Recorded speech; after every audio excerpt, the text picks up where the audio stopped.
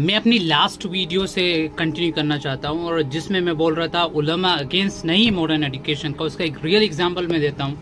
एक और एग्जांपल, जब मैं when I was giving NEET exam, और जब मैं नीट का एग्ज़ाम लिख रहा था, तब उसी बीच में एक कॉन्टेक्स्ट में एवोल्यूशन एक चैप्टर था बायोलॉजी का। उस कॉन्टेक्स्ट में बिकॉज ऑफ द एवोल्यूशन की जो थ्योरी डार्विन ने दी वो बिल्कुल बेबुनियाद और बेसलेस थ्योरी है और उसको हम बिल्कुल बिलीव नहीं करते।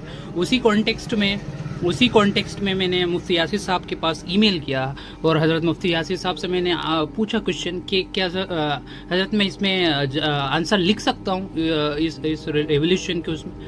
दैट टाइम उन्होंने मुझे मना नहीं किया, बोला यस यस इट इज़, वो एवोल्यूशन की उसमें मुझे लिखने को कहा। सो ये बिलीफ के ताल्लुक से हम बिल्कुल कॉम्प्रोमाइज़ नहीं करते, लेकिन जब उन्होंने एग्ज़ाम का उस कॉन्टेक्स्ट में हामी भर दी, क्यों?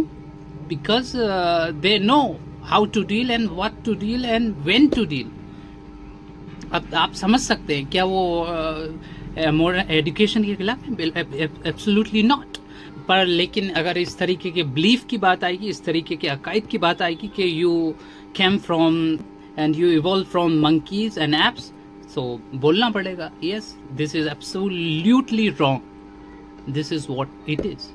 सो they are not against education and I am the example of it because they are motivating me to take the education. So how can anyone say that?